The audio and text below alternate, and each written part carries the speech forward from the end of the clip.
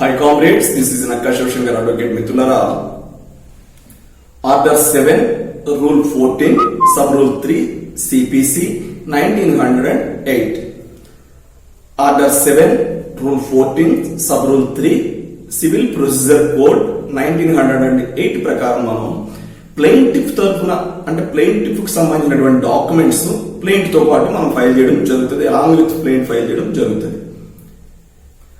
ఒకవేళ necessary documents ఏమైనా file చేయాల్సి ఉంటే కనుక వాటిని కూడా మనం రిసీవ్ ది డాక్యుమెంట్స్ అని చెప్పి కోర్టు వారిని అనుమతి తీసుకుని మాత్రమే డాక్యుమెంట్స్ ఫైల్ చేయాల్సి ఉంటుంది.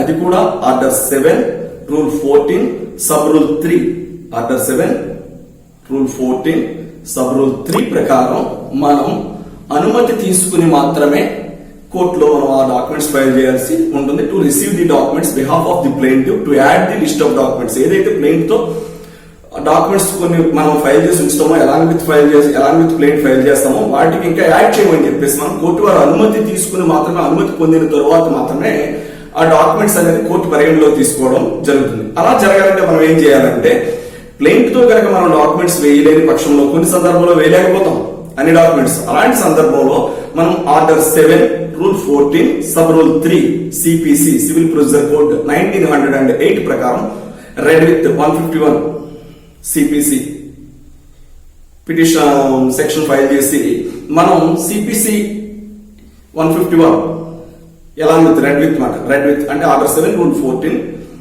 Sub rule 3 CPC 1908 red with 151 section CPC మనతో పాటు మనం పిటిషన్ ఫైల్ చేసుకుని కోర్టు వారు అనుమతి పొందిన తర్వాత మాత్రమే మనం మన యొక్క ప్లెయింట్ తో పాటు ఉన్నటువంటి డాక్యుమెంట్స్ కి కోర్టు వారు అనుమతించినట్లయితే ఈ డాక్యుమెంట్స్ కూడా యాడ్ అవడం జరుగుతుంది అలాంగ్ విత్ అవర్ ప్లెయింట్.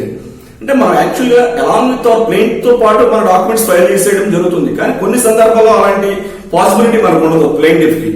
సో అటువంటి సందర్భంలో ప్లెయింటిఫ్ యొక్క డాక్యుమెంట్స్ ఏమైనా రిసీవ్ చేసుకోవాల్సి ఉంటే కోర్టు ఫర్దర్ గా, సో అటువంటి సందర్భంలో దీన్నే మనం document petition behalf of the plaintiff అని చెప్పడం జరుగుతుంది.